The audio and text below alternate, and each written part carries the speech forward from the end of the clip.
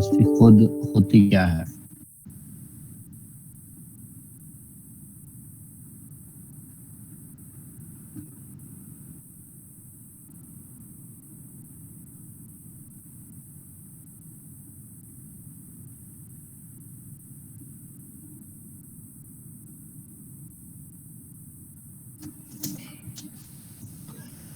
इसमें सबसे पहले ये है कि the conversion of electrical energy into chemical energy, या conversion of chemical energy into electrical energy, इसको हम कहते हैं इलेक्ट्रोकेमिस्ट्री।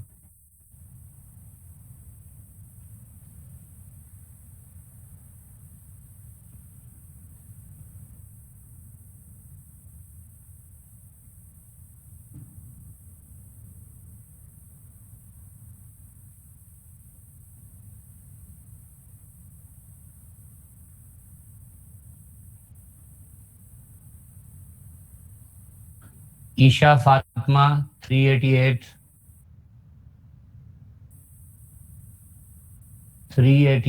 ईशा फातिमा।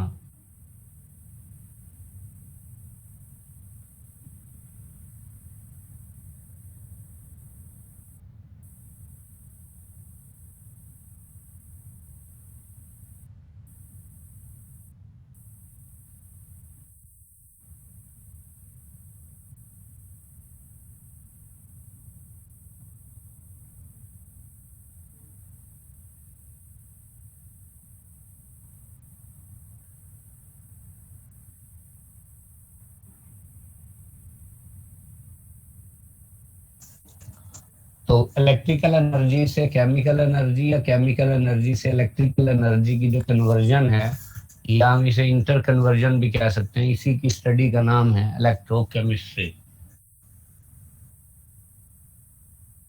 अब जो सेल इलेक्ट्रिकल एनर्जी से केमिकल एनर्जी बनाते हैं, हम उन्हें कहते हैं इलेक्ट्रोलिटिक सेल्स।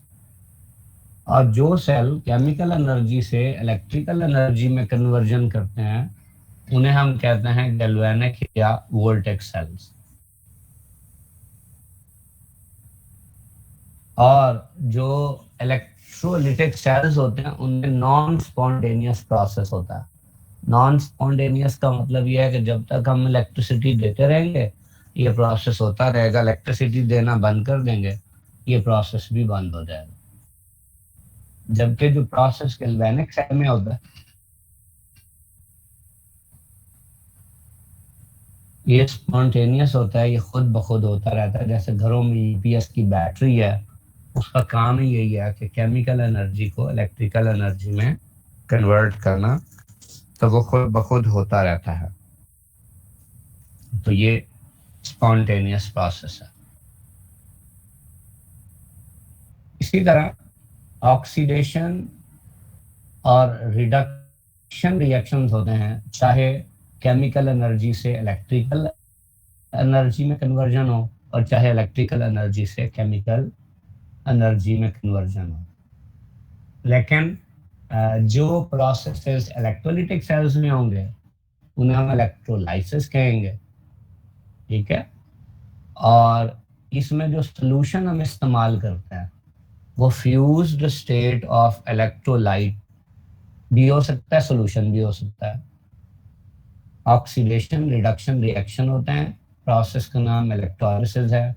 इस केस की हो सकती है, सॉल्यूशन की भी हो सकती है, और फ्यूज्ड स्टेट में किसी इलेक्ट्रोलाइट की, जैसे NaCl इलेक्ट्रोलाइट मोल्टन फॉर्म में भी हो सकता है।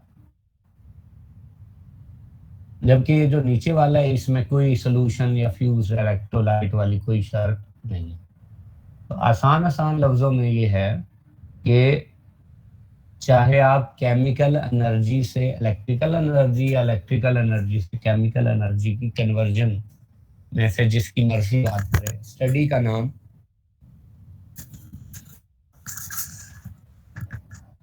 इलेक्ट्रोकेमिस्ट्री है। अब क्या है जी, हमने जैसे कहा कि इसमें जो केमिकल एनर्जी से इलेक्ट्रिकल एनर्जी में कन्वर्ट करने वाले सेल हैं, उन्हें गैल्वेनिक या वोल्टेक सेल कहते हैं, और ये एक स्पॉन्टेनियस प्रोसेस है। होता है, इसमें भी ऑक्सीडेशन और रिडक्शन है। जबकि जो दूसरा है जिसमें इलेक्ट्रिकल एनर्जी से केमिकल एनर्जी में कन्वर्जन होती है, ये इलेक्ट्रोलिटिक सेल है, ये नॉन स्पॉन्टेनियस है। ये किसी सोल्यूशन की भी हो सकती है और फ्यूज्ड फॉर्म ऑफ इलेक्ट्रोलाइट की भी हो सकती है। ऑक्सीडेशन नंबर या ऑक्सीडेशन स्टेट क्या होता है? ऑक्सीडेशन नंबर या ऑक्सीडेशन स्टेट जो है बेसिकली अपर एंड चार्ज होता है, या ऑक्सीडेशन नंबर होता है किसके ऊपर? एक एलिमेंट के ऊपर। वो एलिमेंट किसी मॉलिक्यूल का भी हो सकता है, किसी आयन का भी हो सकता है। रूल्स क्या है?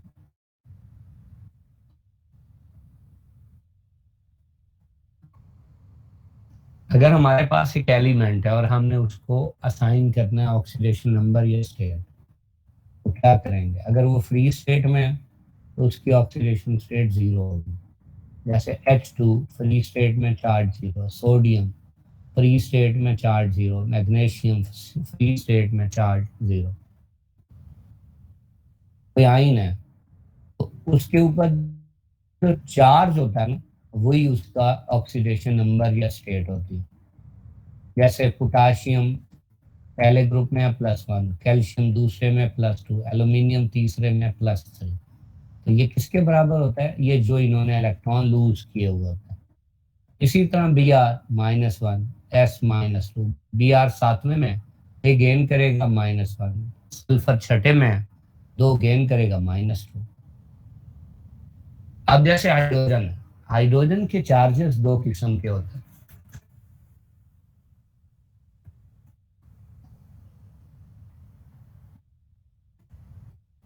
इसके जो सारे कंपाउंड होते हैं ना, उसमें आमतौर पे ये +1 होता है। जैसे H2O है तो O-2 है और उसमें H+1 है। HCl है, Cl-1 है, H+1 है। लेकिन वो कंपाउंड जिसमें हाइड्रोजन मेटल के साथ जुड़ा हुआ होता है, यानी मेटल हाइड्राइड्स होता है, उनमें ये -1 होता है। उसे हाइड्राइड आयन भी कहते हैं। जैसे NaH है तो अब Na+1 होगा तो H-1 होगा।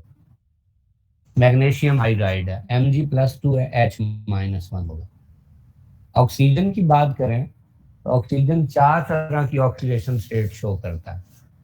जैसे ऑक्साइड है O-2, जैसे Ag2O, ZnO, Al2O3।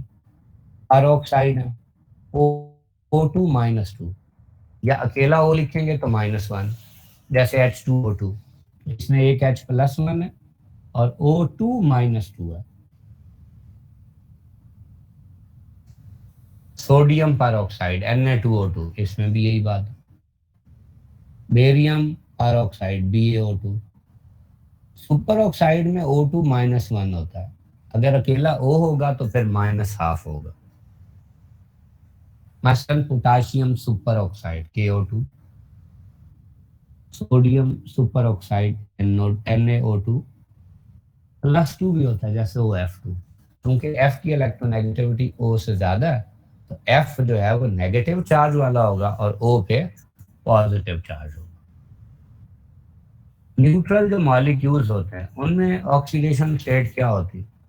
असल में उनका एल्जेब्रिक सम जो होता है वो हमेशा जीरो होता है। जैसे कोई भी कंपाउंड है, अगर मैं कहूँ Al2O3 तो overall zero, ZnO overall zero, Ag2O overall zero. Ions के अंदर जो एल्जेब्रिक सम होता है ऑक्सीडेशन नंबर्स या स्टेट्स का, वो उनके ऊपर मौजूद जो चार्ज होता है ना उसके बराबर होता है। कोई भी चीज हो उसमें नेगेटिव किस पे होगा, पॉजिटिव किस पे होगा? जो मोर इलेक्ट्रोनेगेटिव है उस पे नेगेटिव चार्ज होगा, जो लेस इलेक्ट्रोनेगेटिव है उस पर पॉजिटिव चार्ज होगा। ये इसमें कुछ इंपॉर्टेंट रूल्स हैं। ये एग्जांपल्स आनी चाहिए इनके हवाले से। ठीक है।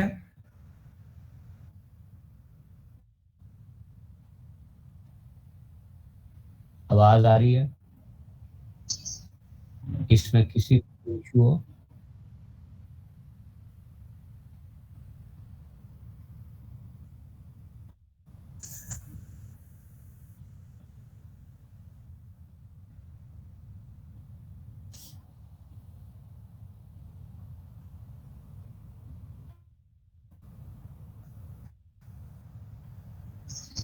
हम्म।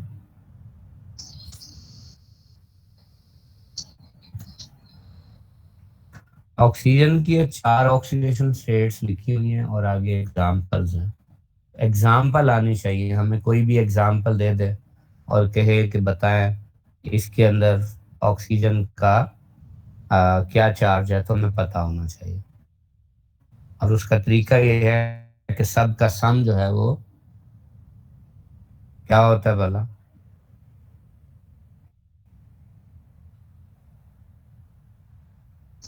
सब का सम 0 होता है। तमाम एलिमेंट्स की ऑक्सीडेशन स्टेट्स का सम हमेशा,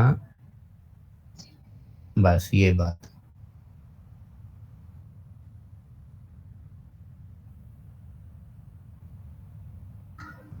ठीक हो गया?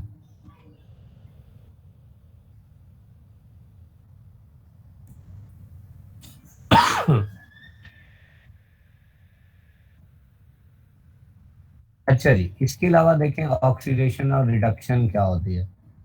ऑक्सीडेशन रिएक्शंस बेसिकली वो रिएक्शंस होते हैं जिनमें ऑक्सीडेशन स्टेट या ऑक्सीडेशन नंबर इंक्रीज होता है, रिडक्शन में डिक्रीज होता है।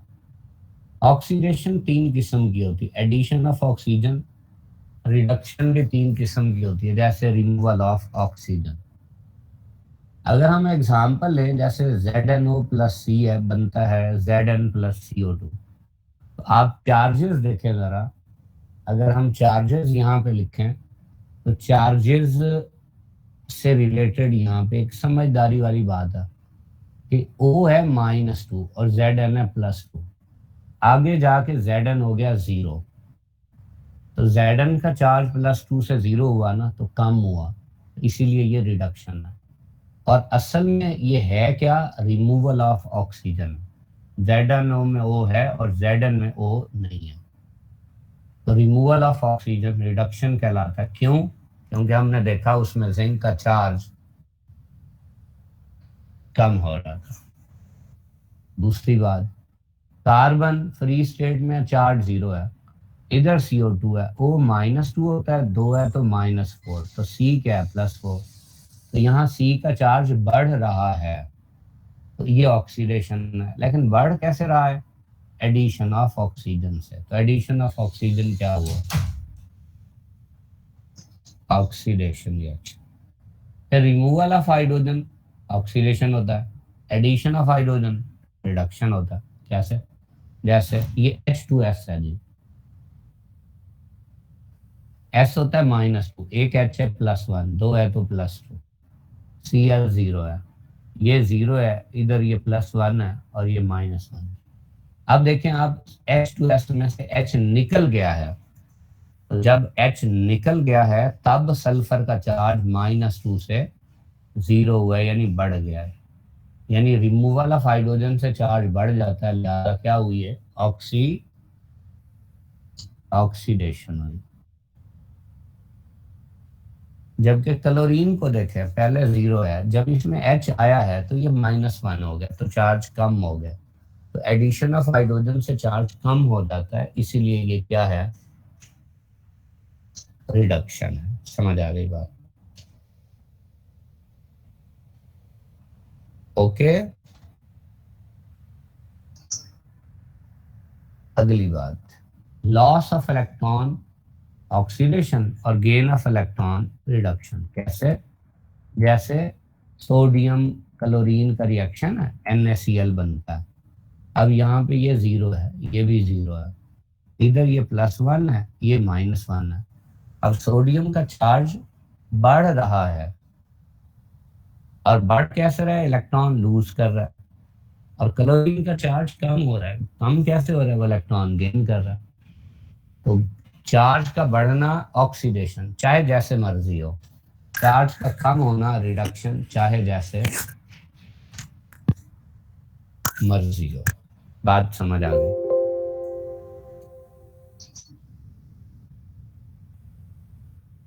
और याद रखें, ऐसा कोई रिएक्शन नहीं हो सकता जहां ऑक्सीडेशन हो रिडक्शन ना हो, और रिडक्शन हो ऑक्सीडेशन ना हो। ऑक्सीडाइजिंग एजेंट और रिड्यूसिंग एजेंट क्या होता है? यही जो अभी हमने एग्जाम्पल पढ़ी थी ना, अगर वही एग्जाम्पल मैं यहाँ पे लिख दूं मिसाल के तौर पे, एग्जाम्पल क्या है कि सोडियम प्लस Cl2 और बना NaCl, ये +1 ये -1, ये 0 ये 0। अब सोडियम चूंकि ऑक्सीडाइज हो रहा है तो दूसरे को रिड्यूस करेगा, तो हम कहेंगे ये कौन है। और क्लोरीन चूंकि 0 से -1 हो रहा है, यानी खुद रिड्यूस हो रहा है, तो ये दूसरे को क्या करेगा, तो ये कौन सा एजेंट होगा, समझ आ गई। एक और बात भी समझ आई कि सोडियम जो कि मेटल है, तो इसका मतलब मेटल सारी रिड्यूसिंग एजेंट होती है, और क्लोरीन नॉन मेटल है। अगर ये ऑक्सीडाइजिंग एजेंट है तो नॉन मेटल्स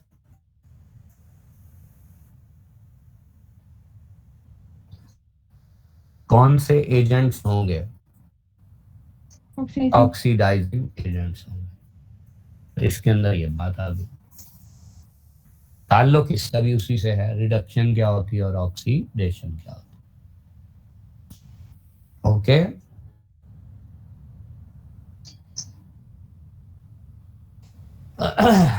उसके बाद देखना है आपने, बहुत ही इंपॉर्टेंट टॉपिक है, यही टॉपिक ही है बस इस चैप्टर के अंदर, और कुछ भी नहीं है, बस इसको आपने समझना है गौर से।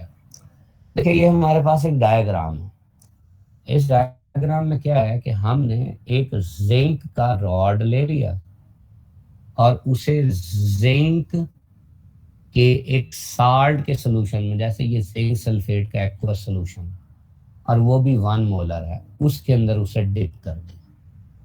जब हमने डिप किया तो हमने देखा यहाँ दो काम होते हैं। काम क्या होता है, एक ये जो जिंक का रॉड है ना, ये जो कि 0 है, सॉलिड है, ये इलेक्ट्रॉन लूज करता है और Zn+2 बन के एक्वस यानी इस सोल्यूशन में शामिल हो जाता है। यानी इस पर कौन सा प्रोसेस होता है, ऑक्सीडेशन। दूसरा ये जो नीचे सोल्यूशन था जिसमें Zn+2 है, ये ऊपर वाले जिंक के लूज किए हुए जो इलेक्ट्रॉन थे उन्हें ये गेन करता है, और गेन करके और दोबारा कन्वर्ट किस में हो जाता है, जिंक सॉलिड में, और ये इस रॉड के ऊपर डिपॉजिट हो जाता है। यानी इसे हम कहते हैं कि +2 से जब 0 बना तो ये रिडक्शन है। तो हम जब देखते हैं तो हमें पता ये चलता है यहाँ प्रोसेस दोनों ही होते हैं, ऑक्सीडेशन भी और रिडक्शन भी। और एक खास वक्त के बाद होता यह है कि जितनी इसमें ऑक्सीडेशन होती है उतनी ही रिडक्शन होती है, जिसे हम पढ़ चुके हैं, उसे कहते हैं केमिकल इक्विलिब्रियम। तो क्या इस्टेब्लिश हो गया, केमिकल इक्विलिब्रियम एस्टेब्लिश हो गया।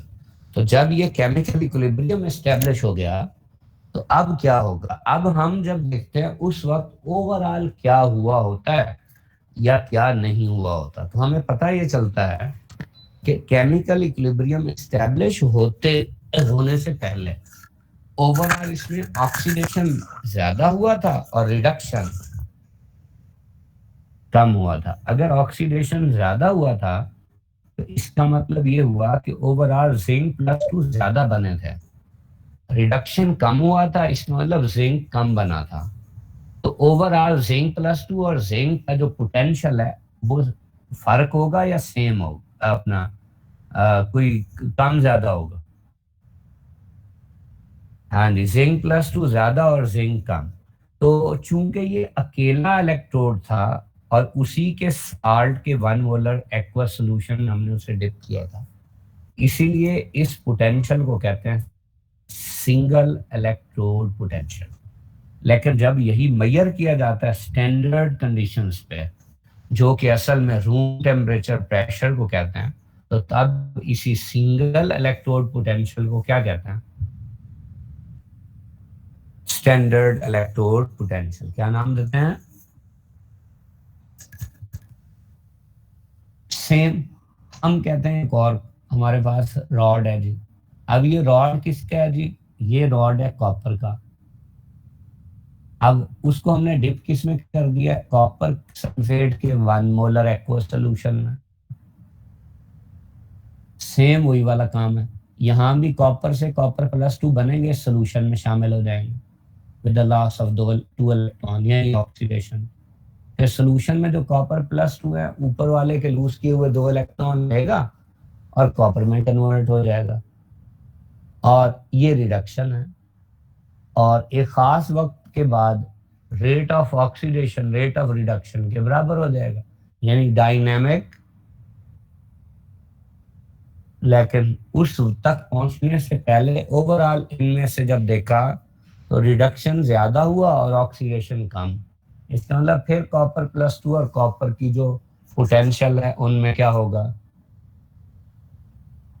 डिफरेंस होगा, उसे फिर हम कहेंगे सिंगल इलेक्ट्रोड पोटेंशियल। और अगर स्टैंडर्ड कंडीशंस में मेजर करेंगे तो हम क्या कहेंगे, स्टैंडर्ड इलेक्ट्रोड हाँ जी, पोटेंशियल। उसे हम कहेंगे स्टैंडर्ड इलेक्ट्रोड पोटेंशियल। बात समझ आ गई।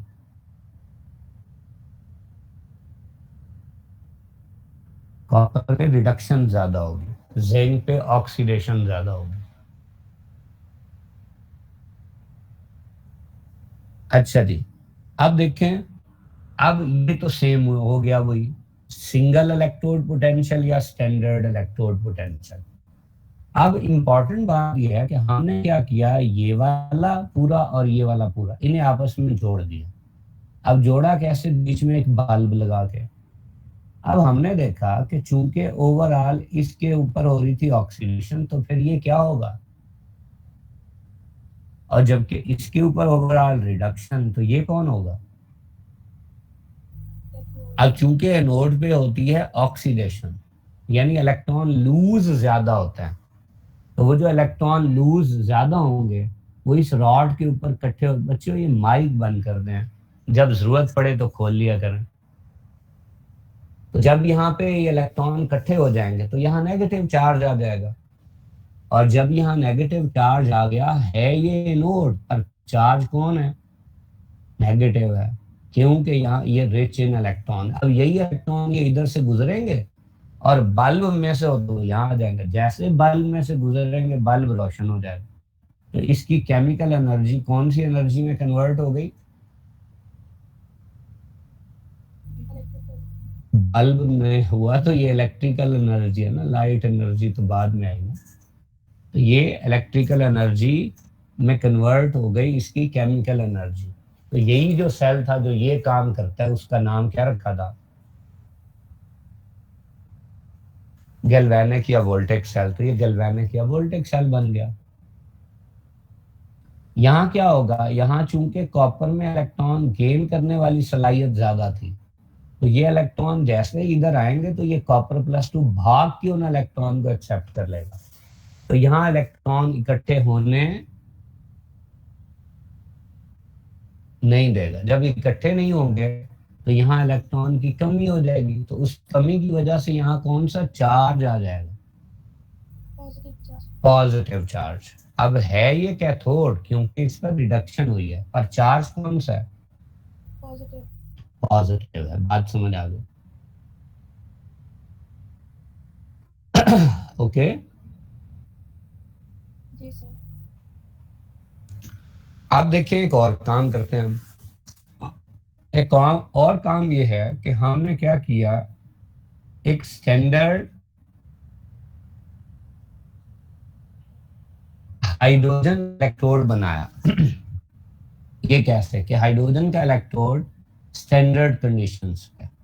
भाई जब हमने जिंक का इलेक्ट्रोड बनाया था तो जिंक का रॉड लिया था, कॉपर का इलेक्ट्रोड बनाया था, कॉपर का रॉड लिया था। अब अगर हम हाइड्रोजन का इलेक्ट्रोड बनाएंगे तो हाइड्रोजन का भी क्या होना चाहिए, रॉड। लेकिन हाइड्रोजन तो गैस होती है, उसका तो रॉड ही नहीं होता। लिहाजा हमने ग्लास की ट्यूब ली और उस ट्यूब के अंदर हमने हाइड्रोजन गैस सप्लाई कर दी और उसके अंदर एक तार लगा दी। तो तार किसकी होती है, प्लेटिनम की होती है। प्लेटिनम की तार का मकसद ये बेसिकली एक्ट करता है एज अ कैटलिस्ट। और ये पाइप के अंदर जब हाइड्रोजन आएगी तो ये ऐसे बिहेव करेगा जैसे ये हाइड्रोजन का इलेक्ट्रोड है, रॉड है। अब नीचे जिस तरह जिंक था तो उसके साल्ट का 1 मोलर सोल्यूशन था, कॉपर था तो उसके साल्ट का 1 मोलर सोल्यूशन था। तो अब हाइड्रोजन का साल्ट नहीं होता, उसका तो एसिड होता है, तो इसीलिए हमने 1 मोलर हाइड्रोक्लोरिक एसिड का सोल्यूशन डाल दिया। अब इंपॉर्टेंट बात यह है कि यहाँ भी वही दोनों काम होंगे कि ये जो H2 है ये इलेक्ट्रॉन लूज करके 2H प्लस बनाएगा, और 2H प्लस जो सोल्यूशन में पड़े होंगे वो इलेक्ट्रॉन गेन करके H2 बनाएंगे, यानी ऑक्सीडेशन भी रिडक्शन भी। अब हम सपोज ये करते हैं कि दोनों का रेट बिल्कुल बराबर है। अगर दोनों का रेट बराबर है तो इसका मतलब ये हुआ कि इनका जो इलेक्ट्रोड पोटेंशियल है, सिंगल इलेक्ट्रोड पोटेंशियल, वो क्या हुआ,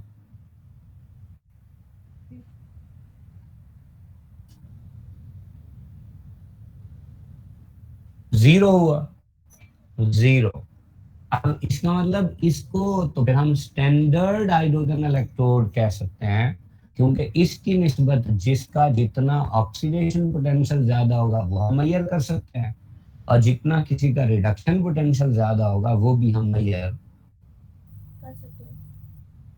कर सकते हैं। समझ आ गया जी। अब मेजर कैसे किया हमने, फर्ज किया कि ये जो जिंक वाला सेल है इसे हम स्टैंडर्ड हाइड्रोजन इलेक्ट्रोड से जोड़ देते हैं।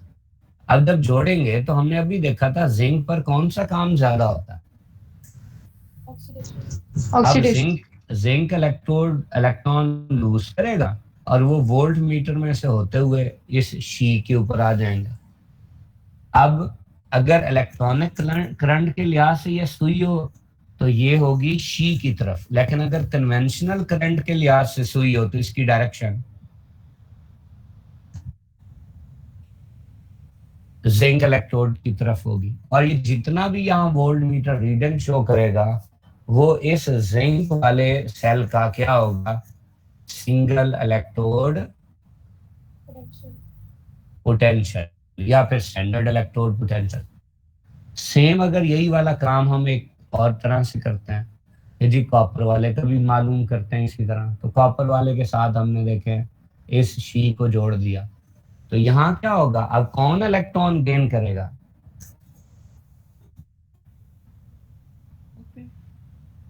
कॉपर वाला। समझ आ गया, वोल्ट मीटर की सुई इलेक्ट्रॉनिक करंट की वजह से कॉपर की तरफ होगी और कन्वेंशनल करंट की वजह से शी की तरफ होगी। ये जो भी रीडिंग शो करेगी वो इस कॉपर का स्टैंडर्ड इलेक्ट्रोड पोटेंशियल होगा, लेकिन जिंक का ऑक्सीडेशन और कॉपर का रिडक्शन होगा। समझ आ गई बात।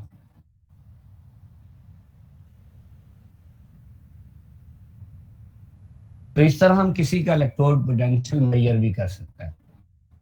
इसी तरह एक और यहाँ पे चीज है, वो ये है कि जब एक गैल्वेनिक सेल या वोल्टेज सेल बन जाता है, एक तो वो रिवर्सिबल होता है, उसको देखते हैं कैसे, और एक है कि उसमें साल्ट ब्रिज भी इस्तेमाल होती है, वो कैसे इस्तेमाल होती है। देखें साल्ट ब्रिज कैसे इस्तेमाल करते हैं। ये जो हम कह रहे थे जिंक वाला एक सेल है, एक कॉपर वाला सेल है, जोड़ो दोनों को जोड़ दिया, बल्ब लगा दिया, रोशन हो गया, ये गैल्वेनिक या वोल्टेज सेल है। लेकिन लेकिन फर्ज किया कि ये जो नीचे हमारे पास जिंक वाले रॉड के नीचे जिंक सल्फेट है, अगर सपोज ये 10 जिंक प्लस 2 और 10 सल्फेट हो, तो क्या होना है, यहाँ पे चूंकि जिंक प्लस 2 का बनना ज्यादा है तो क्या होगा, रॉड बुल के जिंक प्लस 2 में कन्वर्ट होगा। जिंक प्लस 2 की तादाद सपोज हो गई 11, लेकिन सल्फेट अब भी कितने होंगे, 10 होंगे। इसका मतलब इधर पॉजिटिव चार्ज ज्यादा हो जाएगा। जब आप कॉपर वाले की तरफ आ जाएंगे तो यहाँ चूंकि रिडक्शन का प्रोसेस ज्यादा है, अगर कॉपर आयन सल्फेट आयन दोनों 10-10 हो और कॉपर आयन ने इलेक्ट्रॉन लेके कॉपर बनना है और रॉड पे डिपॉजिट हो जाना है, अगर हो जाए तो कॉपर आयन की तादाद कम हो जाएगी, 9 हो गई, और सल्फेट अब भी। तो ओवरऑल इस तरफ सल्फेट ज्यादा है ना, और इधर कौन ज्यादा है जी, इधर जिंक प्लस 2 ज्यादा है, यानी इधर पॉजिटिव आयन ज्यादा है, इधर नेगेटिव आयन। और अगर ऐसा हो जाए ना तो सेल काम करना बंद कर देता है। अगर सेल काम करना बंद कर देगा तो हमें नुकसान होगा। अब हमें उसके काम को बहाल कैसे करना? हम उसके बीच में पोटाशियम क्लोराइड एक जेल में डाल के ना उसको इधर भी जोड़ देते हैं और उसको इधर भी जोड़ देते हैं। अब इसका काम क्या होगा कि जो आयन खास तौर पे कॉमन आयन है जो दोनों में मौजूद है, जिधर वो ज्यादा होगा तो इसमें से डिफ्यूज होकर दूसरी तरफ चला जाएगा। तो अभी आपने कहा था कॉपर आयन कितने हैं? 9। 9 है और सल्फेट 10 है और 8+2 11। 11 है और सल्फेट 10। 10 है। तो अब ये जो एक्स्ट्रा सल्फेट था इधर से यूं डिफ्यूज करेगा और यहाँ से होते होते यहाँ आ जाएगा। अब यहाँ जिंक+2 तो पहले ही 11 थे, सल्फेट भी अब 11 हो गया तो बराबर हो गया, न्यूट्रलाइज हो गया। इधर कॉपर+2 कितने थे 9। और सल्फेट 10 थे, एक चला गया, वो कितने हो गया? 9। तो ओवरऑल ये भी न्यूट्रलाइज हो गया। तो ये जो साल्ट ब्रिज है उसका अगर काम देखें तो उसका एक काम तो ये है कि किसी भी एक साइड पे ना पॉजिटिव चार्ज को जमा होने देता है और ना ही नेगेटिव चार्ज। नेगेटिव चार्जेस को, ना पॉजिटिव चार्जेस को ना। नेगेटिव चार्जेस को। हाँ जी, बात समझ आ गई। जी सर। और दूसरी बात इसे हम कहते हैं ये इलेक्ट्रिकल न्यूट्रलिटी जो है वो भी बरकरार रखता है। क्या बरकरार रखता है? Electrical neutrality. मतलब यही है ना, ना कहीं प्लस चार्ज जमा होगा ना कहीं, नेगेटिव चार्ज। और सेल काम करता रहेगा। समझ आ गई? जी सर। इससे इससे जरा गौर से देख लें।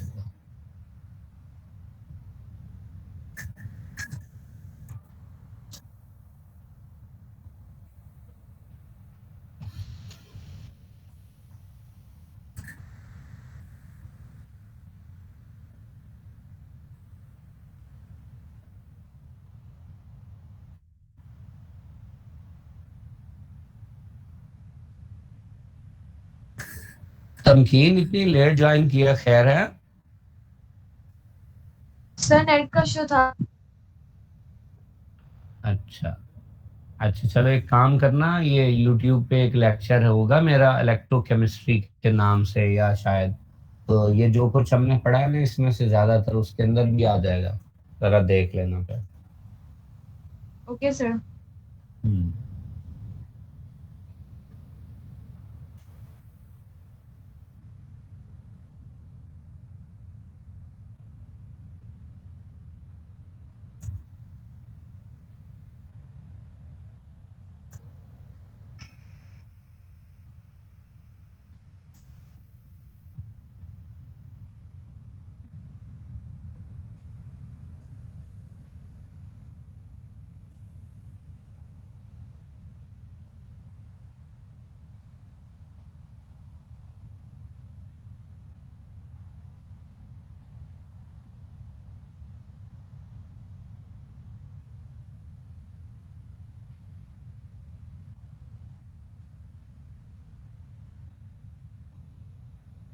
चले आगे। जी सर।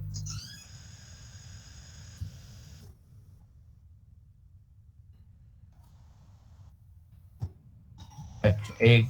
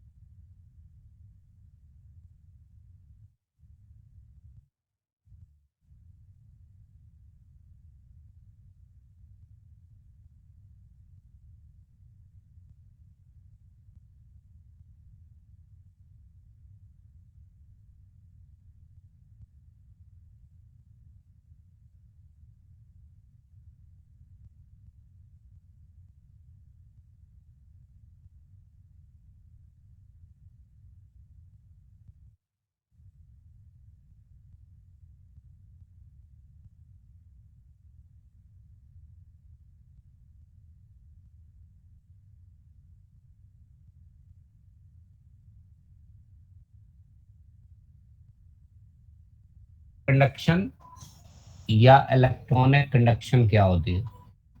मेटेलिक कंडक्शन का मतलब है मेटल्स कंडक्टर होते हैं हीट या इलेक्ट्रिसिटी के, और इलेक्ट्रॉनिक कंडक्शन का भी यही मतलब है कि मेटल्स किसकी वजह से कंडक्टर होते हैं?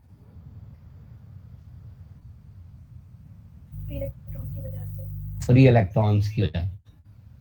और एक होता है इलेक्ट्रोलिटिक कंडक्शन, इसे आयनिक कंडक्शन भी कहते हैं, कि जो इलेक्ट्रोलाइट्स होते हैं जैसा कि NaCl है, अगर ये मोल्टन या फ्यूज्ड फॉर्म में हो तो हमने इसे इसमें पानी नहीं डालना, याद रखना, बस हीट करना है एट हाई टेम्परेचर। तो ये जो सॉलिड होता है इससे कैटाइन और एनाइन अलग हो जाते हैं और वो फ्री हो जाता है, जिससे ये हीट और इलेक्ट्रिसिटी का कंडक्टर बन जाता है। दूसरा केस क्या है कि एक्वस सोल्यूशन यानी पानी में डाल दें, तब भी आयन क्या हो जाएंगे, फ्री, और ये इलेक्ट्रिसिटी या हीट का कंडक्टर बन जाएगा। तो हम इसे कहते हैं इलेक्ट्रोलिटिक कंडक्शन। कंडक्शन दो किस्म की होती है, मेटालिक कंडक्शन या इलेक्ट्रॉनिक कंडक्शन, और इलेक्ट्रोलिटिक कंडक्शन या आयनिक कंडक्शन। तो गौर से एक दफा देख लें।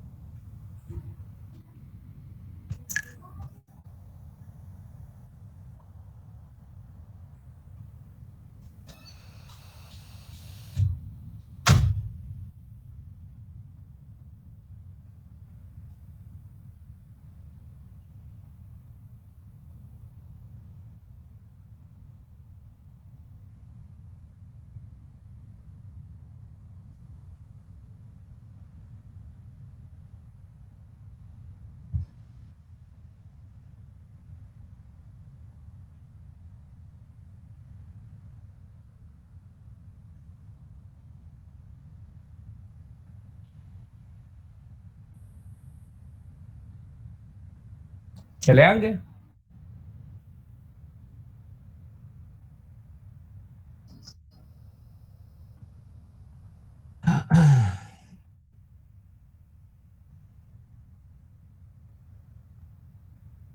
अच्छा जी, अब देखिए बच्चों, अब हमारे पास है इलेक्ट्रोकेमिकल सीरीज की एप्लीकेशंस।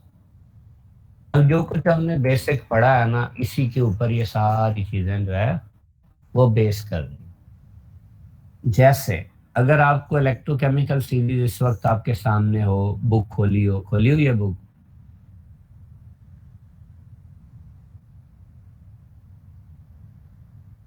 जी सर। इसमें बच्चों देखें, अब इसमें से जो सवाल आते हैं वो क्या आते हैं, बस बेसिक वही थी जो हमने पढ़ ली है, इसी को हमने बस अब अप्लाई करना है।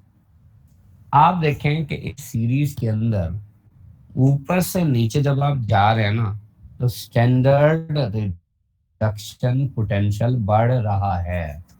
मतलब जो सबसे ऊपर एलिमेंट है उसका स्टैंडर्ड रिडक्शन पोटेंशियल सबसे कम, और यानी लिथियम, और जो सबसे नीचे है यानी फ्लोरीन, उसका स्टैंडर्ड रिडक्शन पोटेंशियल सबसे। मतलब यह है कि भाई अगर किसी ऊपर वाले और नीचे वाले एलिमेंट को एक दूसरे से कंपेयर करें तो नीचे वाले ने लाजमी क्या होना है, रिड्यूस, और ऊपर वाले ने, ऑक्सीडाइज। बस यही पॉइंट है मेन। अब जो रिड्यूस होता है, अभी पढ़ के आए थे, वो क्या होता है, ऑक्सीडाइजिंग एजेंट। और जो ऑक्सीडाइज होता है वो रिड्यूसिंग एजेंट। Reducing agent. अल्लाह अल्लाह खैर सल्ला। आप देखिए उसी को अप्लाई करते हैं जी हम यहाँ पे। फर्स्ट किया, ये क्वेश्चन है कि लिथियम है, पोटाशियम है, सिल्वर है, गोल्ड है, ठीक है। अब इनमें से हमसे कोई ये पूछे कि भाई सबसे कम रिड्यूसिंग पावर किसकी है या ज्यादा रिड्यूसिंग पावर किसकी है, तो ध्यान से देखें, रिड्यूसिंग पावर का मतलब है दूसरे को रिड्यूस करना, खुद क्या होना, ऑक्सीडाइज ऑक्सीडाइज मतलब कौन सा potential? Oxidation potential oxidation potential. अब हमने तो देखा कि सीरीज में सिर्फ रिडक्शन पोटेंशियल है। वो क्यों है? वो इसलिए है कि भाई किसी का भी, हम जैसे जिंक का देख के आए थे, उसकी मेजरमेंट में ऑक्सीडेशन पोटेंशियल आया था, और कॉपर का रिडक्शन पोटेंशियल अब नाम है इलेक्ट्रोड पोटेंशियल। तो यूं तो जब हम नाम लेंगे इलेक्ट्रोड पोटेंशियल तो हमें कंफ्यूजन रहेगी कि आया हम रिडक्शन पोटेंशियल की बात कर रहे हैं या ऑक्सीडेशन पोटेंशियल। ठीक है। तो अब हमने करना क्या है, हमने वहां मैयर जो मर्जी करें, चाहे रिडक्शन चाहे ऑक्सीडेशन, पर हमने उसकी जो सीरीज है इलेक्ट्रोकेमिकल सीरीज, उसमें मेंशन हमेशा स्टैंडर्ड रिडक्शन, ताकि हमें ये कंफ्यूजन ही ना रहे कि आया कोई कह रहा है इलेक्ट्रोड पोटेंशियल तो उसका क्या मतलब है। ठीक है। तो अब देखें, फर्ज किया कि किसी चीज का ऑक्सीडेशन पोटेंशियल आ रहा था +1। अब हम सीरीज में उससे +1 की बजाय -1 करके लिख देंगे, क्योंकि हम क्या लिखना चाहते हैं। अब मैग्नीट्यूड बराबर होगी, सिर्फ किसका फर्क होगा? चार्ज का नहीं, उसे कहते हैं साइन। चार्ज तो वो होता है जो ऊपर होता है। Na+1 है तो ये चार्ज है। अगर मैं कहूँ माइन, तो एक चीज है -1, तो वो माइनस चार्ज नहीं है, वो उसका साइन है। ठीक है। तो अब देखें क्या है। अब सवाल ये हो कि भाई बताओ, इनमें से किसकी रिड्यूसिंग पावर सबसे कम होगी? सपोज देखें, अब रिड्यूसिंग पावर कम होने का मतलब दूसरे को कम रिड्यूस करेगा। जो दूसरे को कम रिड्यूस करेगा वो खुद कम ऑक्सीडाइज होगा। शाबाश। तो कम ऑक्सीडाइज होने का मतलब उसका ऑक्सीडेशन पोटेंशियल कम होगा। तो ऑक्सीडेशन पोटेंशियल कम ऊपर वाले का होगा या नीचे वाले का? ऊपर वाले का। नहीं, नीचे वाले का कम होगा, क्योंकि ऊपर वाले का तो क्या कम था? Reduction potential. Reduction potential. भाई जिसका रिडक्शन पोटेंशियल कम, उसका ऑक्सीडेशन पोटेंशियल ज्यादा। ज्यादा, एंड वाइस वर्सा। ठीक है। तो रिड्यूसिंग पावर कम होने का मतलब दूसरे को कम रिड्यूस करे, खुद कम क्या हो, ऑक्सीडाइज। मतलब उसका ऑक्सीडेशन पोटेंशियल कम होगा। और रिडक्शन पोटेंशियल तो वो सीरीज में नीचे वाला होगा या ऊपर वाला? तो इसका मतलब आंसर होगा गोल्ड। और अगर मैं इसका उल्टा क्वेश्चन बना दूं, जैसे यहाँ तो मैंने कहा था ना कम रिड्यूसिंग पावर, अगर मैं कहूँ ज्यादा रिड्यूसिंग पावर, तो फिर आंसर लिथियम होगा। समझ आ गई? अब एक और चीज है कि मेटल्स हैं हमारे पास, मैं कहता हूँ कि उनका रिएक्टिविटी ऑर्डर जानना चाहता है। लेकिन मेटल्स में वो ज्यादा रिएक्टिव होती है जो आसानी से इलेक्ट्रॉन लूज करते हैं। लूज कर देती है। अगर ऐसी चीज मेटल ज्यादा रिएक्टिव होती है तो हमें सिर्फ यही पॉइंट ही जहन में रखना है। अब मुझे बताएं कि लिथियम सबसे ऊपर था, फ्लोरीन सबसे नीचे था, किसमें इलेक्ट्रॉन लूज करने की कैपेसिटी ज्यादा थी? लिथियम। लिथियम में। इसका मतलब ये हुआ कि जो एलिमेंट सीरीज में ऊपर होता है, अगर वो मेटल है तो उस वो रिएक्टिविटी में सबसे ज्यादा होगा। ज्यादा होगा। तो ये पोटाशियम, मैग्नीशियम, सिल्वर, गोल्ड, ये 4 एलिमेंट हैं और चारों मेटल हैं। सीरीज में सबसे ऊपर कौन है? पोटेशियम। तो इसका मतलब इन चारों में सबसे ज्यादा रिएक्टिव कौन है? पोटेशियम। और सबसे कम रिएक्टिव गोल्ड है, बावजूद इसके कि ये भी मेटल है। मेटल है। शाबाश। अब हैलोजेंस में आ जाता है जो कि नॉन मेटल्स हैं। अब जो इन मेटल्स में कहानी पड़ी थी वही सब कुछ उल्टा होगा। मेटल में वो ज्यादा रिएक्टिव होती थी जो सीरीज में ऊपर होती ऊपर थी। होती थी। ऊपर होती है। नॉन मेटल में वो ज्यादा रिएक्टिव होगी जो नीचे होगी। उसकी वजह अभी पढ़ के आए थे, सोडियम और क्लोरीन की एग्जांपल थी कि मेटल ने इलेक्ट्रॉन लूज करके रिएक्ट करना है और नॉन मेटल ने इलेक्ट्रॉन। गेन करके। हाँ जी, तो मुझे बताएं इन हैलोजन में सबसे ज्यादा रिएक्टिव कौन होगा? आयोडीन जो है वो सबसे ज्यादा रिएक्टिव होगा, कोई हाल नहीं। क्लोरीन होगा सबसे ज्यादा रिएक्टिव, बताएं क्यों? गेन करने की कैपेबिलिटी। हाँ, तो उसका रिडक्शन पोटेंशियल सबसे ज्यादा है। और इन्होंने जब भी रिएक्ट करना है तो इलेक्ट्रॉन गेन करके रिएक्ट करना है या लूज करके? गेन करके। गेन करके। बात समझ आ गई? क्लियर है? जी सर। तो फिर बताएं आयोडीन ज्यादा रिएक्टिव है या फ्लोरीन? फ्लोरीन। हम्म। और जिंक ज्यादा रिएक्टिव है या कॉपर?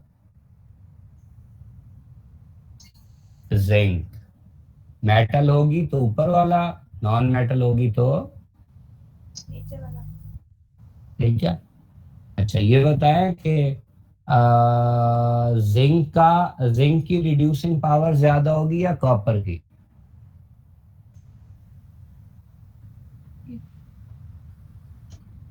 गलत, जिंक की।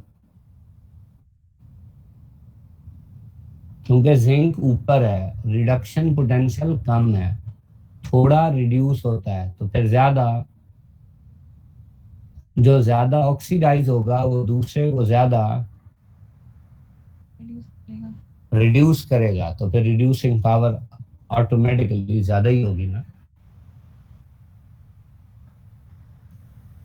ध्यान से सुने बात, जो पावर होती है ना वो दूसरे के लिए और पोटेंशियल होता है अपने लिए। अगर मैं कहता हूँ कि फलां का रिडक्शन पोटेंशियल ज्यादा है, इसका मतलब उसमें अपने आप के लिए इलेक्ट्रॉन गेन करने की ताकत ज्यादा है। लेकिन अगर मैं कहूँ ना रिड्यूसिंग पावर ज्यादा है, इसका मतलब दूसरे को रिड्यूस करने की ताकत ज्यादा है। तो ये याद रखना, पोटेंशियल किसके लिए है? अपने लिए, और पावर दूसरों के लिए। दूसरे के लिए। बात समझ आ गई? ओके है? जी सर।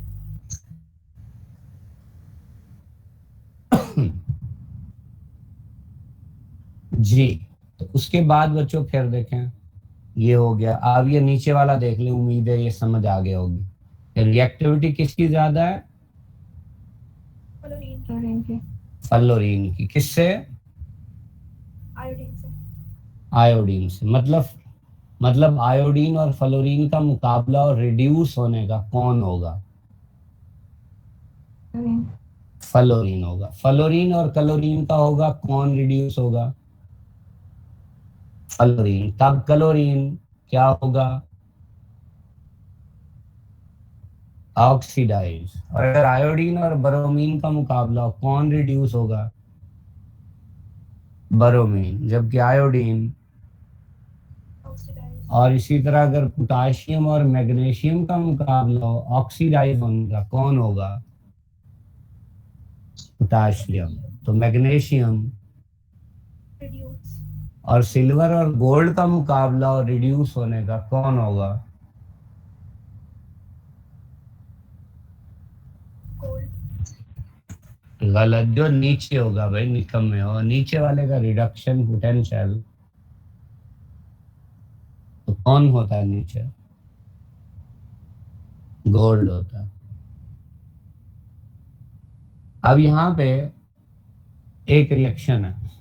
अब देखें, कहानी वही है जो अभी मैंने समझाई है। इसे बोल आप जैसे मर्जी अंदाज में लें, ठीक है, बात वही एक ही है। हमारा स्टाइल चेंज हो सकता है बात करने का, लेकिन मतलब सबका एक ही है, ठीक है। समझ आई है? अब मिसाल के तौर पे आपके सामने है, अगर हम ये रिएक्शन लिखा हुआ है यहाँ पे,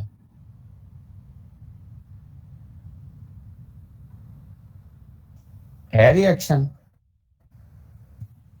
जी सर। अब देखिए जिंक का अब रिएक्शन आप करवा दें HCl से, HCl से रिएक्शन होने में क्या होगा, जिंक है 0, तो आगे क्या बन रहा है, तो ठंडा है।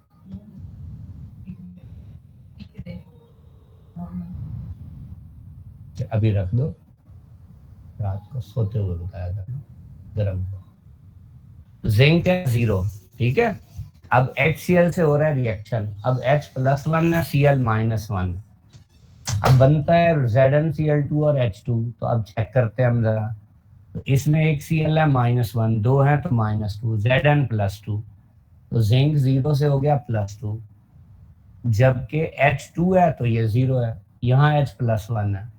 तो अब आप देखें जिंक 0 से +2 हुआ तो ऑक्सीडेशन, H+1 से 0 हुआ तो ये रिडक्शन है। तो मुझे बताओ सीरीज में जिंक और H में कौन ऊपर है, उसे क्या होना चाहिए, और हाइड्रोजन को, तो क्या ये उसी के मुताबिक हो रहा है या नहीं? हो तो रहा है। अगर हो रहा है तो फिर हम कहेंगे होगा, यानी ये फिजिबल है रिएक्शन, यानी जिंक HCl से रिएक्ट करके हाइड्रोजन गैस इवॉल्व करेगा।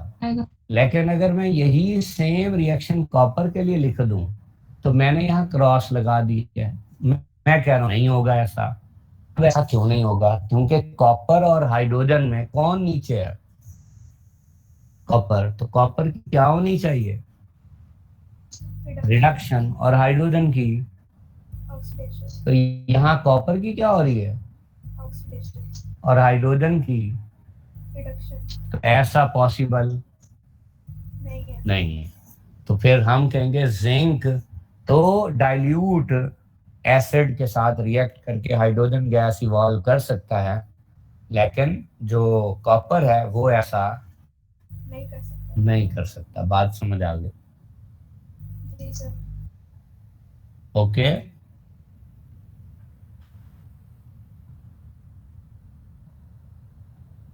अब एक और रिएक्शन है जी, अब आपने खुद समझना है और मुझे बताना है भाई इसमें से क्या समझ आई आपको। ऊपर वाला लिखा है तो मैंने कहा ठीक है होगा, दूसरा नहीं होगा।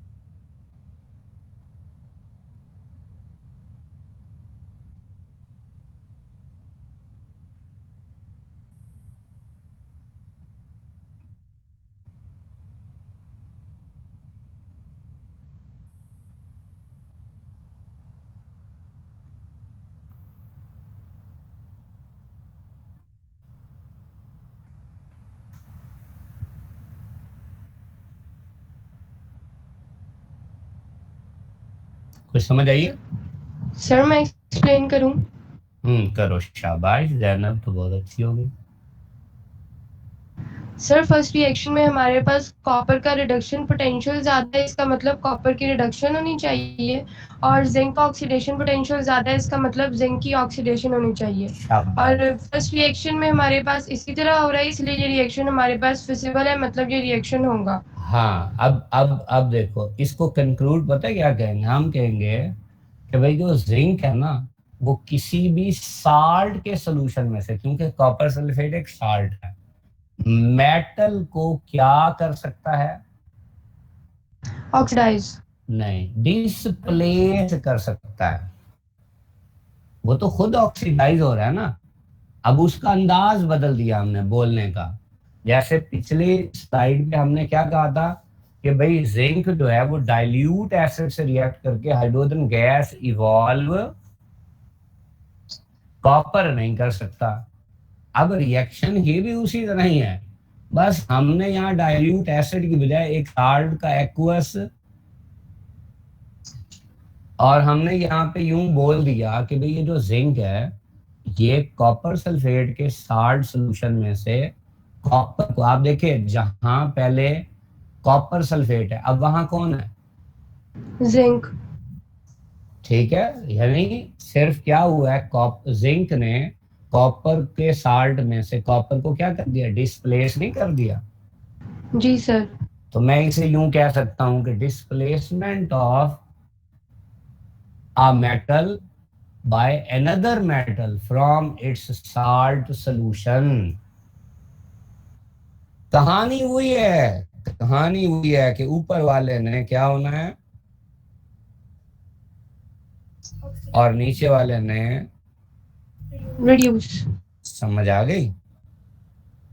जी सर। लेकिन बस उसे बोलने का अंदाज समझ आ गई।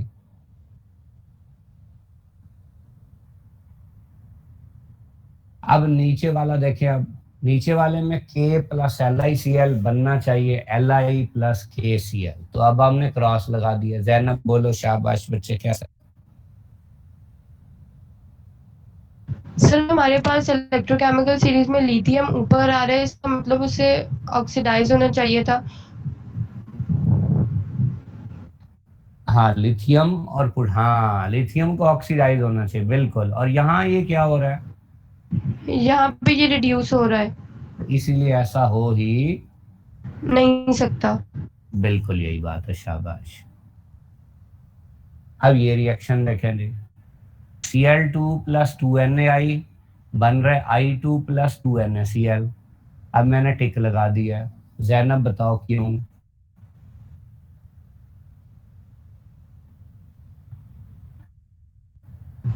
सर क्लोरीन हमारे पास नीचे आ रहा है, इसका मतलब उसे रिड्यूस होना चाहिए, और यहाँ पे इसकी रिडक्शन नहीं हो रही है, और आयोडीन की ऑक्सीडेशन हो रही है जो कि फिजिबल है। तो जैसे आपने देखे लास्ट स्लाइड में ये बोला था कि जो जिंक जो है ना वो कॉपर सल्फेट के साल्ट सोल्यूशन में से कॉपर को डिस्प्लेस कर सकता है। तो इसे यूं जनरलाइज भी कर सकते हैं कि हर ऊपर वाला मेटल अपने नीचे वाले मेटल को साल्ट सोल्यूशन में से डिस्प्लेस कर सकता है, लेकिन जो नीचे वाला मेटल है वो ऊपर वाले मेटल को उसके साल्ट सोल्यूशन से डिस्प्लेस नहीं कर सकता। और सेम अब यहाँ ये कहेंगे कि भाई जो सीरीज में नीचे वाला हैलोजन है वो ऊपर वाले हैलोजन को डिस्प्लेस कर सकता है, लेकिन इसका मतलब ये हुआ कि जो नीचे वाला है वो कर सकता है, तो फिर ऊपर वाला नीचे वाले को नहीं कर सकता। यानी मैं अगर कहूँ कि भाई क्लोरीन बताएं किसको कर सकता है डिस्प्लेस, तो क्लोरीन से ऊपर सीरीज में कौन है, आयोडीन है, तो ये आयोडीन। उसे कर सकता है। लेकिन ये फ्लोरीन को भी नहीं कर सकता, ब्रोमीन को भी नहीं कर सकता। आयोडीन किसको कर सकता है, किसी को भी नहीं कर सकता। क्यों, सबसे ऊपर है। और फ्लोरीन सबको कर सकता है, शाबाश, क्योंकि वो सबसे नीचे है, और उसका रिडक्शन पोटेंशियल सबसे ज्यादा है। ज्यादा है। बात समझ आ गई सर जी। डिस्प्लेसमेंट में और ऑक्सीडेशन कोई स्पेसिफिक फर्क होता है? डिस्प्लेसमेंट और ऑक्सीडेशन डिफरेंट चीजें हैं, लेकिन मैं जैसे दादी का नाम बताओ ऊंचा ऊंचा, मुनीबा। मुनीबा। मुनीबा एक इंसान भी है और एक लड़की भी है। अब हमारी मर्जी, हम लड़की के रेफरेंस से इसे कहें, मेल फीमेल के रेफरेंस से कहें लड़की है, या हम इसको भैंस और इंसान को कंपेयर करके कहें तो क्या कहेंगे, नाम। समझ आ गई जी। जी। तो हम यहाँ भी बच्चों यही बात कर रहे हैं इधर हमने ऑक्सीडेशन रिडक्शन, हमारा असल काम यही है, लेकिन हमने बोला भाई बात को जिस मर्जी अंदाज से कह दें, कहने का हमारा अपना स्टाइल है कहानी वही कि नीचे वाले ने रिड्यूस होना है और ऊपर वाले ने, हाँ जी, लेकिन हम उसे जैसे मर्जी कहते जाएंगे वो होती जाएगी बात। ओके,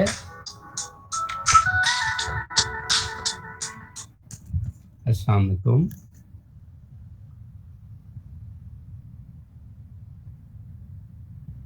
हेलो, आवाज कट रही है। हाँ जी हाँ जी हाँ जी हाँ जी, आ रही है। अल्लाह क्या है, खैर है, तुम्हारा नंबर किधर का?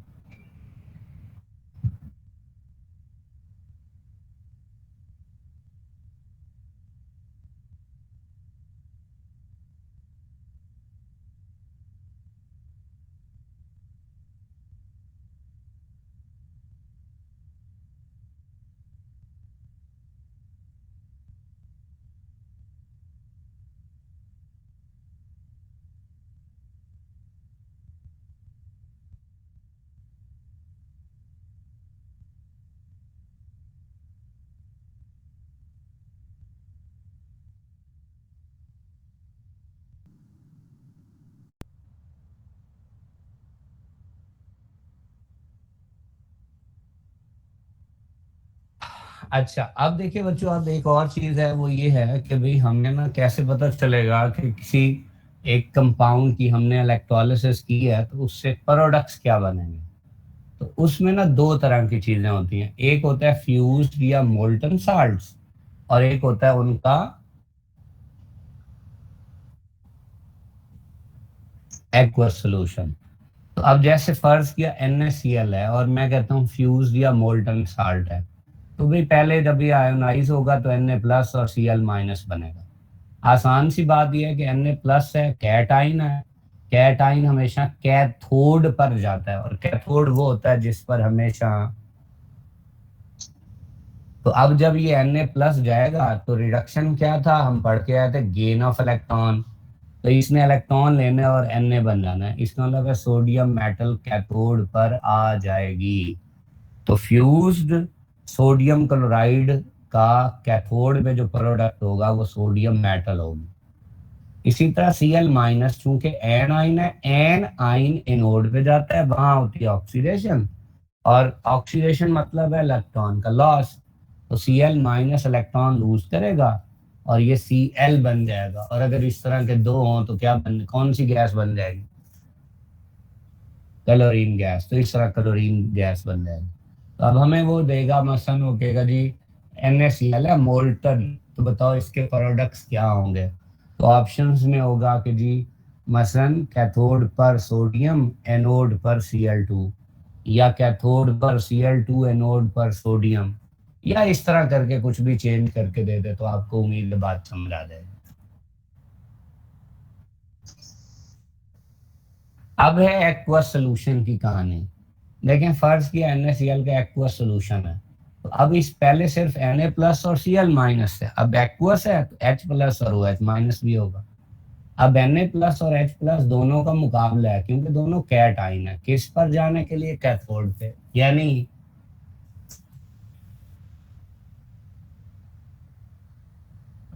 अब देखें सीरीज आपके सामने है, उसमें जब आप देखते हैं तो H प्लस बहुत नीचे है सोडियम आयन से। इसका मतलब जब भी इन दोनों का मुकाबला होगा तो फिर किसकी रिडक्शन होगी, हाइड्रोजन की।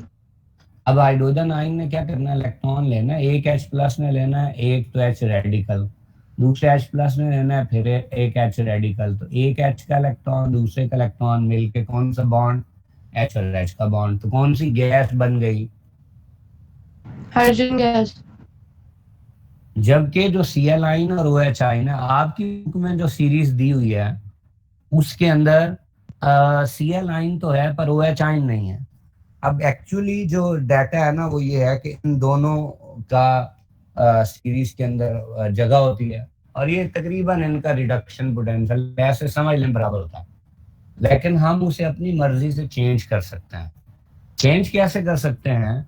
याद रखें 3 चीजें हैं, अगर उनमें से आप एक भी चेंज कर दें तो ये जो सीरीज के अंदर ऑर्डर है ये सारा चेंज हो जाएगा।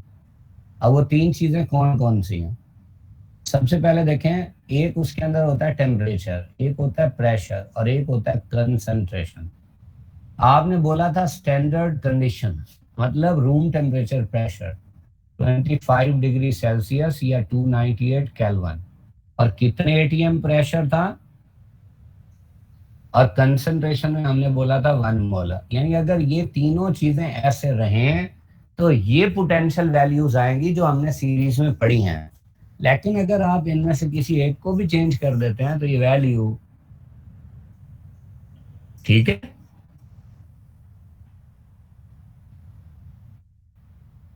तो अब देखें यहां पे हमने क्या किया जी। अब हम कहते हैं जी 2 केस है हमारे पास। 2 केस क्या हैं? एक ये है कि ये जो NaCl एक्वस सोल्यूशन है जो वो डाइल्यूट ले लिया है। अब डाइल्यूट का मतलब है पानी ज्यादा है। अब क्या होगा, सी आइन और OH आइन में से मुकाबला जब होता है डाइल्यूट में, तो चूंकि पानी वाला हिस्सा OH आइन है वो ज्यादा है और Cl आइन वाला हिस्सा कम है, तो अब OH आइन चला जाएगा एनोड पे Cl आइन की बजाय। जब 4 OH आइन जाते हैं तो हर एक अपना एक एक इलेक्ट्रॉन लूज कर देता है, तो चारों OH पे अब कोई चार्ज नहीं होगा। तो ये OH और H मिल के वाटर, ये OH और H मिल के वाटर, ये O और O मिल के O2, यानी कौन सी गैस रिलीज होगी?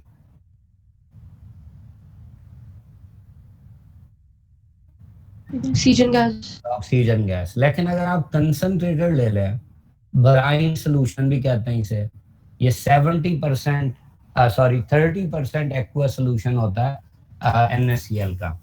तो अब इसमें कौन होगा? कंसंट्रेटेड है तो Cl आइन जीतेंगे या OH आइन? Cl ions. Cl आइन। ये चले गए तो अभी पढ़ के आते कौन सी गैस? Chlorine gas. हाँ जी, बात समझ आ गई।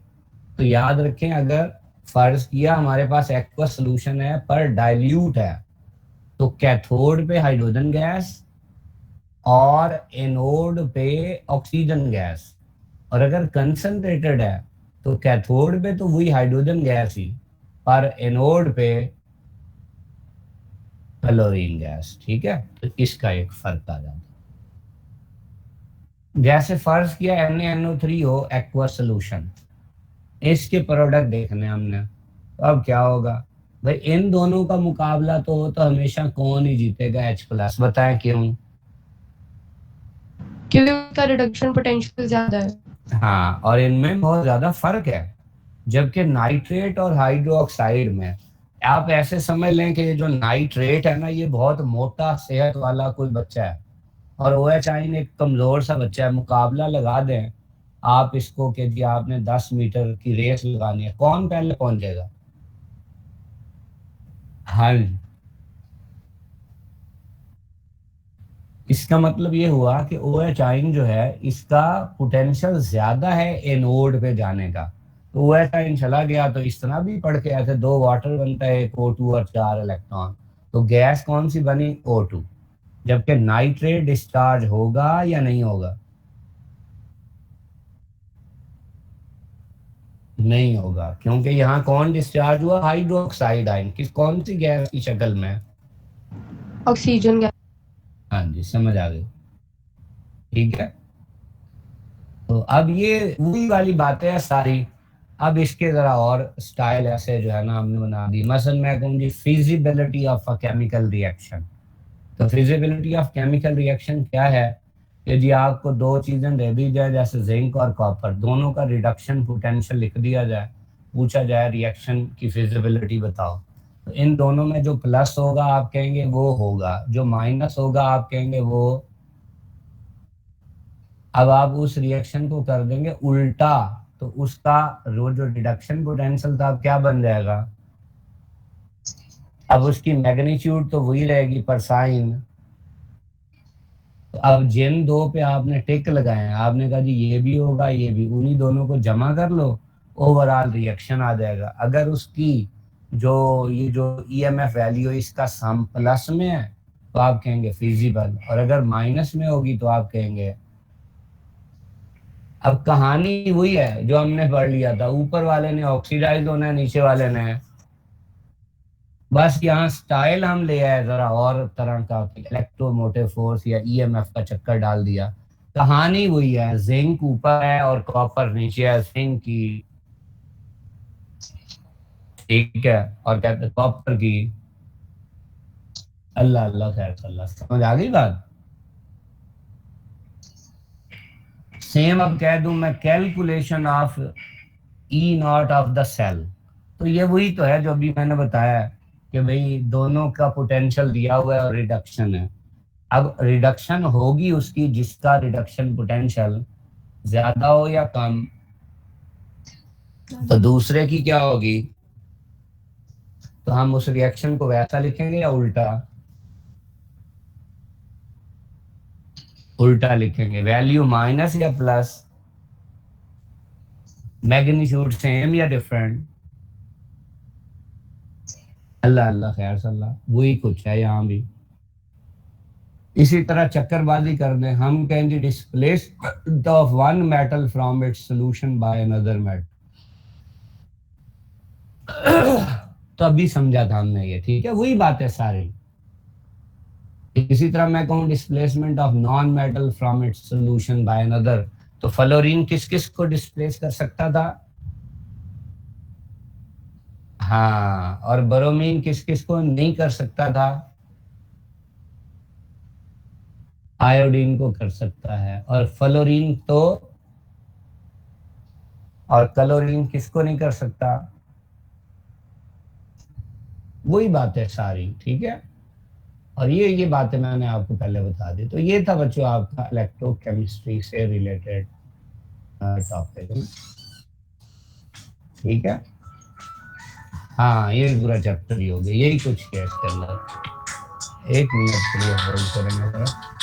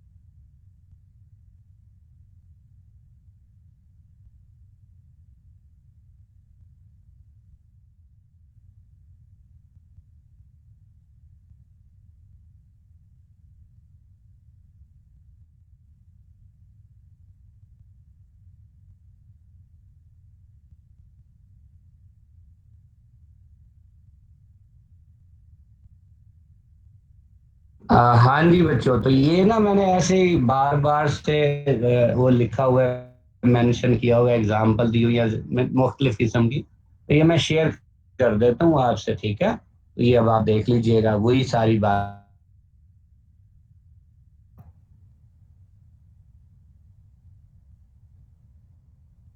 हेलो।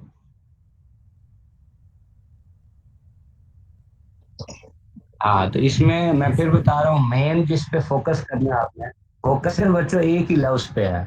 वो फोकस ये है कि हर ऊपर वाले एलिमेंट ने क्या होना है, और बस, और नीचे वाले ने रिड्यूस। जो मर्जी एग्जाम्पल हो, जो मर्जी, और इसमें कोई चीज नहीं, यही कुछ है सारा। तो आपने वो इलेक्ट्रोकेमिस्ट्री वाले लेक्चर जरूर सुन लेने हैं, उसमें वो एमसीक्यूज और प्रैक्टिस जो है वो हो जाएगी आपको, उसमें और भी बहुत सारी चीजें क्लियर हो जाएंगी। और इधर से कोई पॉइंट कोई किसी का मिस भी हुआ होगा तो वहां से क्लियर हो जाएगा, ठीक है सर बैलेंसिंग नहीं करनी? जी? बैलेंसिंग नहीं करनी? बैलेंसिंग हमने नहीं करनी, बैलेंसिंग में बस उतना ही करना है जो मैंने शुरू में आपको समझा दिया है, रिडक्शन और ऑक्सीडेशन जो है ना, उसके अंदर यही है ज्यादा से ज्यादा। ये स्लाइड आपको नजर आ रही होगी जी।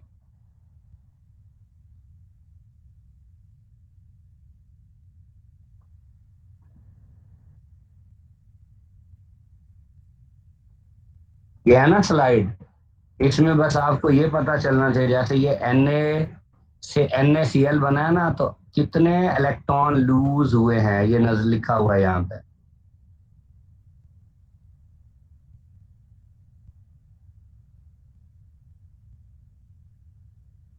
जैनब, जी सर।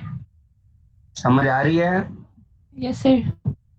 और हम ट्रांजिशन एलिमेंट्स डिटेल से पढ़ चुके हैं, बाकी सारी बातें वही हैं कि मसलन अगर हमें कोई दिया हुआ हो कि MnO4 ऐसे रिएक्टेंट्स में, और प्रोडक्ट में दिया हुआ MnSO4 ऐसे ही, ठीक है, और सवाल ये हो कि बताओ ये रिडक्शन है या ऑक्सीडेशन है, पहला सवाल।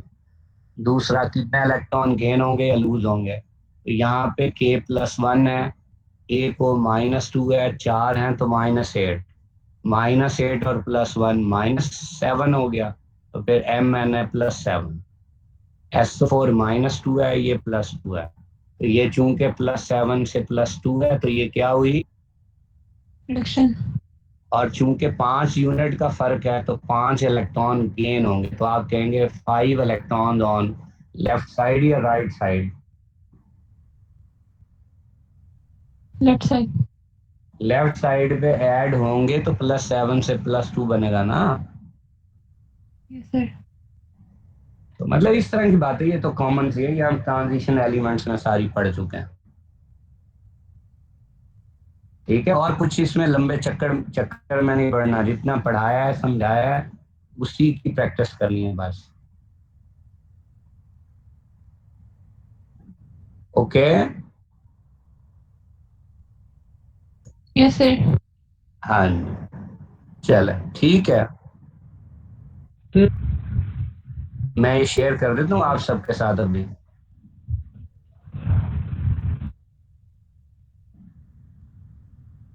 हाँ जी भाई, बोले।